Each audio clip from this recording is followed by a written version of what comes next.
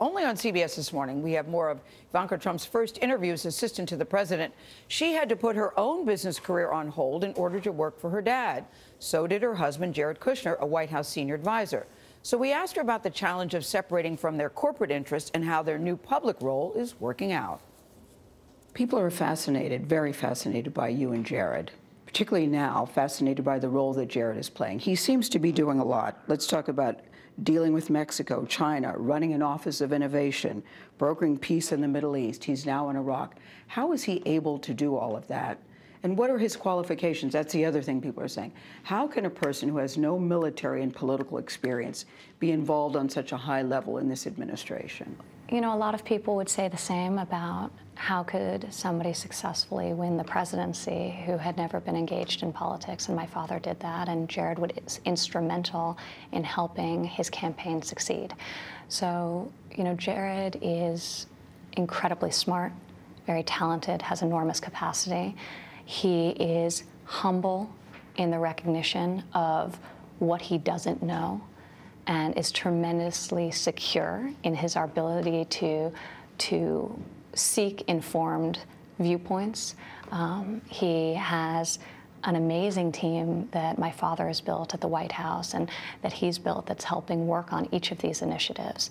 So, you know, the myth that he's operating in a silo is just that. We hear the phrase complicit, that Jared and Ivanka are complicit in what is happening to the White House. Can you just weigh in on how you feel about that? There have been articles, there have been parodies.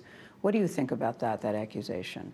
If being complicit is wanting to be a force for good and to make a positive impact, then I'm complicit. I don't know that the critics who may say that of me, if they found themselves in this very unique and unprecedented situation that I am now in, would do any differently than I'm doing. So I hope to make a positive impact. I don't know what it means to be complicit, but you know, I hope time will prove that I have done a good job, and much more importantly, that my father's administration is the success that I know it will be.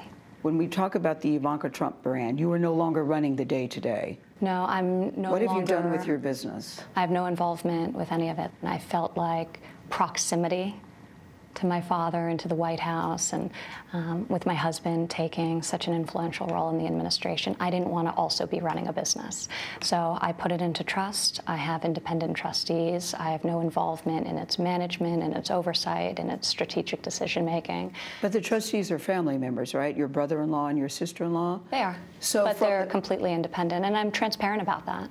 Can you see from the public point of view, yes, you put it in trust, but its family members are thinking, well, is she really not involved? Do you really not get on the phone and say what's going on? Do you have no involvement whatsoever?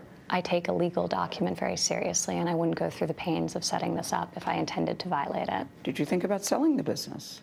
Because the name of the business is Ivanka Trump, had I have sold the business, an independent third party would be able to go around the globe today, licensing and leveraging the name of the 45th president of the United States of America, completely unfettered. Because I think the big concern people that I keep hearing out there is that the family is benefiting financially in their own personal business while your father is in the White House in all sorts of ways. I would argue that if I had not come to Washington, D.C., and if I was in New York growing my business, I would be doing far better than by placing the restrictions I have placed on my team and ensuring that any growth is done with extreme caution. So just practically speaking, if my interest was making money or growing my business, I would do far better to completely disengage and do exactly that. All right.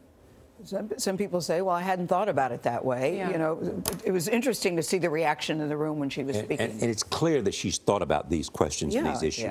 Yeah. I don't think that she knew what we were coming to ask. She had some idea. We didn't really discuss. There was nothing that was off limits in the interview. And you're asking what everybody wants to know. Yeah, right. And she wanted, I think, Charlie, the reason why she wanted to do the interview. There's so many misconceptions about her, how she operates, what she does.